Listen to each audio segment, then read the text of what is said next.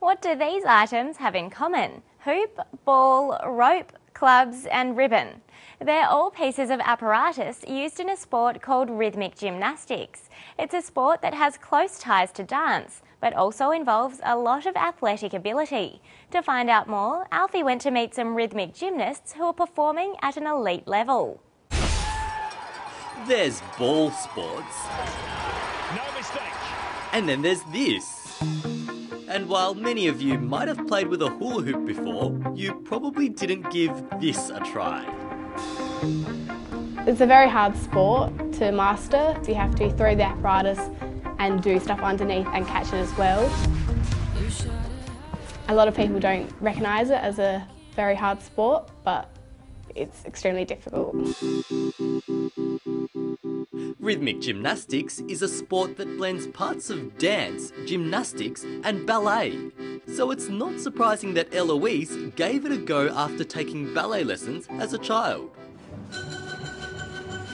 Other gymnasts, like Erin, started out in the more common form of gymnastics called artistic gymnastics. That sport uses apparatus too, but they're fixed to the ground, like the beam or the uneven bars. In rhythmic gymnastics, there are 5 apparatus and they're all handheld. Let's take a look at how it's done. Perhaps the most famous piece of apparatus is the ribbon. Many consider it the most difficult because it's fluid and hard to catch. And you need to keep it moving constantly, otherwise it falls to the ground. Okay, Alfie, let's try a pivot. I'm going to do front horizontal with the ribbon. So Prepare. Lunge forward. Yep.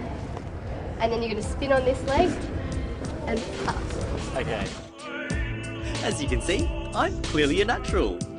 But unfortunately, this type of gymnastics is only for girls. Let's check out the other tools of the trade. This is the ball. With the ball you can do rolls, throws and bounces. Okay, so now we have the clubs. With the clubs we can do mills and we can do flicks and then throws. There's also rope and the hoop. But I'd already decided on my favourite. Perfect. When it comes to competition time, the routines are very theatrical and involve music, hair and makeup, and colourful leotards. While Erin and Eloise specialise in individual routines, there's also group events, which are also very spectacular.